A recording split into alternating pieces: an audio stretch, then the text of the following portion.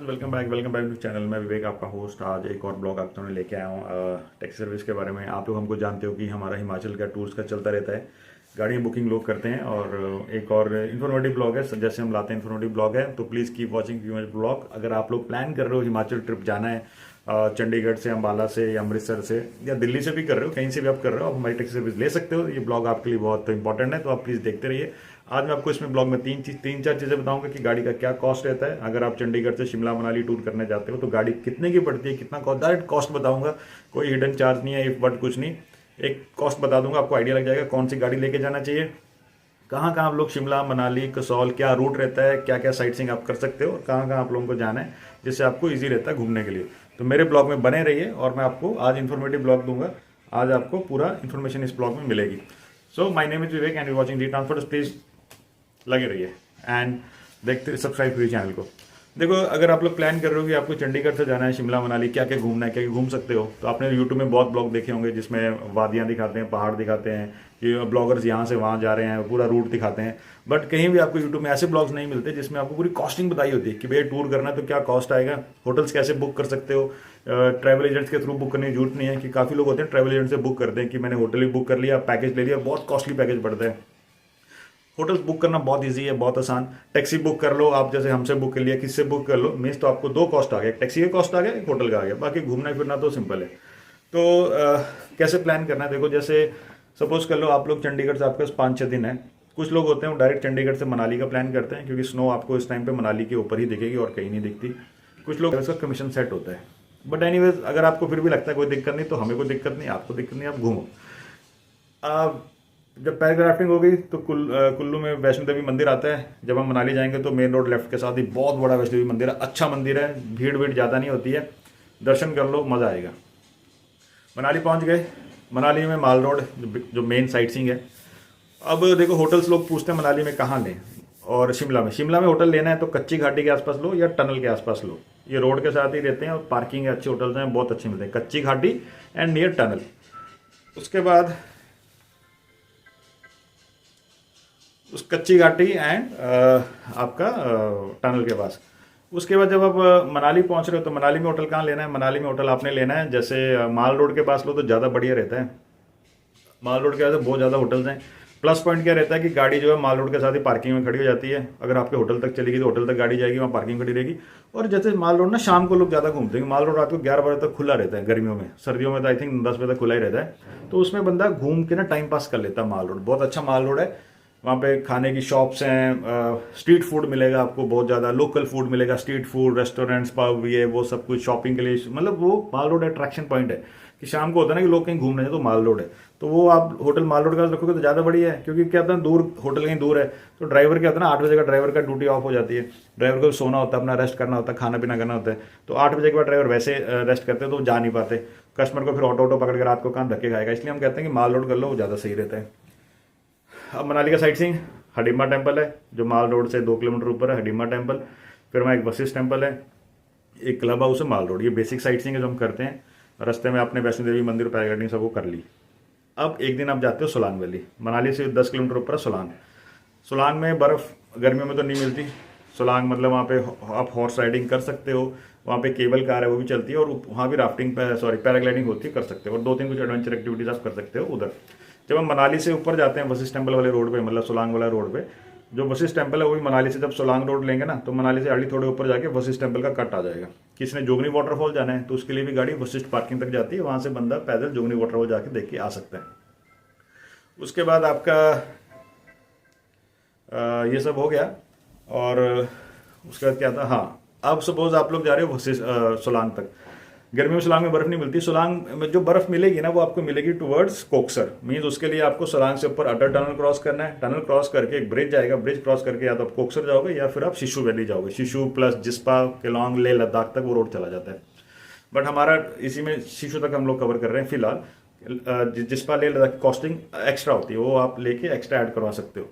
रोहतांग पास अगर खुल गया तो रोहतांग पास के लिए जब हम मनाली से ऊपर सोलांग जाएंगे तो सोलांग और वो मनाली वाले रोड के बीच में एक अलग से कट डाइवर्जन है रोहतांग पास के लिए, जो पुराना रूट बोलते हैं। अगर रोहतांग खुल जाता है तो एक्स्ट्रा चार्ज लेते हैं हम लोग, वो बता दूंगा। रोहतांग पास ऊपर हाइट में जाएंगे, फिर नीचे उतरेंगे, कोकसर आएगा, कोकसर तक फिर अटल टनल, टनल सोलांग करके वापस मनाली। बट आप लोग सपोज कर लो कि रोहतांग पास बंद है, रोहतांग पास मई लास्ट के आसपास खुलता है, जैसे 20-22 मई के आसपास रोहतांग पास के खुलने के आसार होते हैं और फिर वो अक्टूबर नवंबर तक खुला रहता है। बट जैसे अभी मार्च चल रहा है, अभी बंद है, तो हम अटल टनल, शिशु, कोक्सर ये सब करवाते हैं। बट वो भी अगर रोड खुला है कि बर्फ नहीं गिरी है और रोड क्लियर है तो गाड़ी आपकी चली जाएगी, आपको वो टनल, शिशु, कोक्सर तक दिखा के वापस लेके आ जाती है। तो ये सब बता दिया मैंने। और सपोज आपने कसौल मणिकर्ण अभी नहीं किया, लास्ट में करना है, तो जिस दिन मनाली से चेकआउट करते हो उस दिन कसौल मणिकर्ण देख के आप चंडीगढ़ फ्लाइट अपनी कैच कर सकते हो। तो मॉरल ये है कि आप जब चंडीगढ़ पहुंच रहे हो तो अपनी फ्लाइट का टाइम रखो, या ट्रेन का, प्लेन का, जो भी टिकट टाइम है वो मॉर्निंग का रखो, और जब डिपार्चर है तो वो शाम का रखो, ताकि आपको घूमने का टाइम ज़्यादा मिल जाए। अब देखो कॉस्टिंग की बात भी कर देते हैं कि भैया कॉस्टिंग और होटल, हाँ होटल सब जगह इजिली मिल जाते हैं। आप चाहे पीक सीजन में आओ, चाहे जब मर्जी आओ, सिर्फ एक होता है क्रिसमस न्यू ईयर के टाइम पे थोड़ी मुश्किल होती है उन डेट्स पे। बट मई जून में इजिली होटल मिल जाते हैं। अगर आप कपल हो, 2-3-4 लोग हो, होटल इजिली सब जगह मिल जाते हैं। एक रेट का आइडिया भी दे देता हूँ। एक तो ये कि आप ऑनलाइन बुक करना तो मेक माई ट्रिप से बुक कर लो, मतलब आने से 1-2 दिन पहले बुक कर लो।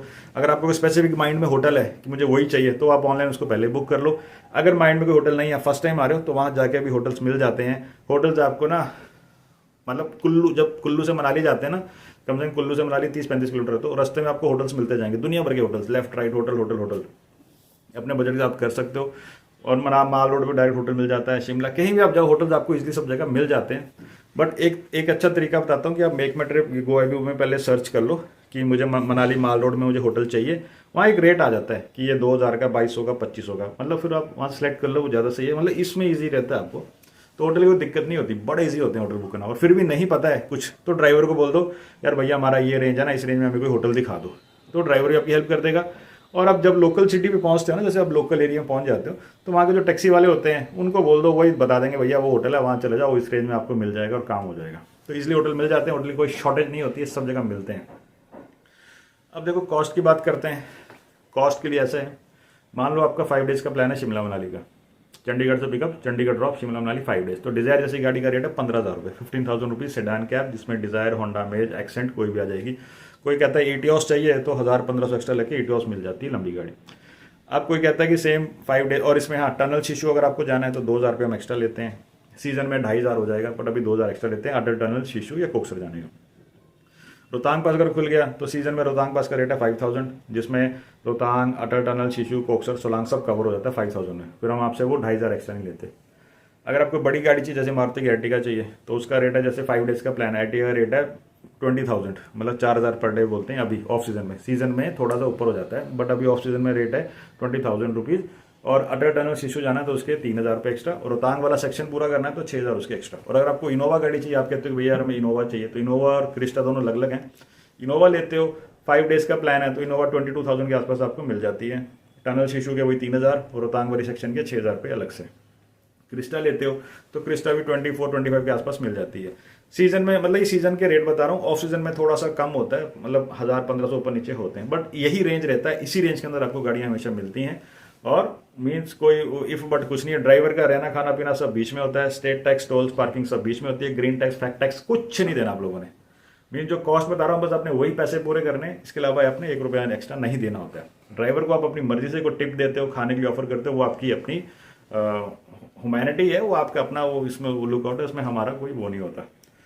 पहाड़ों में गाड़ियाँ नॉन एसी चलती हैं, पूरे पहाड़ों में नॉन एसी रहती हैं, हिमाचल में पूरा नॉन एसी रहता है। बट फिर भी कभी ऐसा होता है कि जून जुलाई का महीना आपको गर्मी लग रही है, क्योंकि लोग यहाँ से आए हैं, उनको गर्मी लगती है वहाँ पे, तो उस टाइम रूल वही होता है कि भैया रोड प्लेन होना चाहिए, कि गाड़ी 5वें गियर में या चौथे 5वें गियर में चल रही है, तो आप ड्राइवर को बोल दो एसी ऑन करने के लिए। ड्राइवर कंफर्टेबल है तो एसी ऑन कर देगा, बट उसका एक्स्ट्रा चार्ज लगता है। छोटी गाड़ी का वही 1000 रुपये, बड़ी का 1500 के आसपास एक्स्ट्रा लेते हैं। बट कंडीशन वही है कि प्लेन में एसी ऑन कर देगा, पहाड़ों में फिर एसी बंद कर देगा, मतलब बटन, क्योंकि वो इंजन पे लोड ज़्यादा बढ़ता है, वो सब टैक्सी वालों को पता है, इसलिए सब टैक्सी वाले एसी बंद करके चलते हैं। बट फिर भी एक्स्ट्रा पैसे देके आप ऑन करवा सकते हो। और यही सब है। और बाकी देखो ड्राइवर गाड़ी तो सब आपको अच्छा मिलेगा, अच्छा ड्राइवर, अच्छा गाड़ी, पूरा टूर करेगा, कोई दिक्कत कोई परेशानी नहीं आती है। हम लोग 24 आवर्स अवेलेबल रहते हैं। फ़ोन नंबर हमारे दिए हैं स्क्रीन पे, आप कभी हमसे टैक्सी बुक करवा सकते हो और आपको गाड़ी इसलिए मिल जाती है। तो सब जगह एटीएम्स की कोई प्रॉब्लम नहीं है, सब जगह कैश फुल है, 4G 5G सब जगह, नेट भी फुल स्पीड चलता है, पैसे की कोई कमी नहीं है। जहाँ मर्जी आप एटीएम से कैश निकालो, मीन्स पहले से कैश लेके आने की जरूरत नहीं होती, सब कुछ ऑनलाइन चलता है। बहुत एडवांस है, मतलब हिमाचल बहुत एडवांस हो चुका है। रोड भी बहुत हाईवे हैं, अच्छे हाईवेज बन चुके हैं। ऑन द वे आप जितनी मर्जी बार ढाबे देखो खाना के लिए, मतलब बहुत एडवांस वो है, मतलब कोई दिक्कत ही नहीं है। और ये सब मैंने आपको बता दिया। बाकी क्वेश्चंस लोगों के चलते रहते हैं और हम लोग उम्मीद करते हैं कि हम लोग कस्टमर्स की क्वेरीज और उनके सोल्यूशन जो हमसे निकल सके हम उनको दे सकें, और इसलिए हम आपको ब्लॉग्स बनाते हैं कि ब्लॉग्स के माध्यम से आप लोग हमको देखो और आपको विश्वास हो कि अच्छी गाड़ी मिलेगी, अच्छा सर्विस मिलेगा जो लोगों को चाहिए होता है। और एंड ऑफ द डे अगर आपको लगता है कि हाँ भैया ट्रिप सब फाइनल है, मज़ा आ गया और बुक करनी है गाड़ी, बुकिंग का वही प्रोसेस है। एक आपको आईडी प्रूफ व्हाट्सअप करना होता है, एक ऑल्टरनेट नंबर देना होता है, और प्लेन ट्रेन होटल का एड्रेस चाहिए या टिकट चाहिए कि जहाँ से पिकअप करना है आपका। और फाइनल बुकिंग करने के लिए 2 से 2.5 से 3-4 हज़ार हम एडवांस लेते हैं, डिपेंड करता है कौन सी गाड़ी है। छोटी गाड़ी ली है तो छोटा ट्रिप है तो 2-2.5 हज़ार एडवांस, बड़ी गाड़ी ली है तो 3-4-5 हज़ार के बीच में एडवांस पेमेंट लेते हैं कि तसल्ली हो जाए कि कस्टमर ने एडवांस दे दिया, डैट मीन्स उसको जाना है और उसकी बुकिंग कंफर्म है।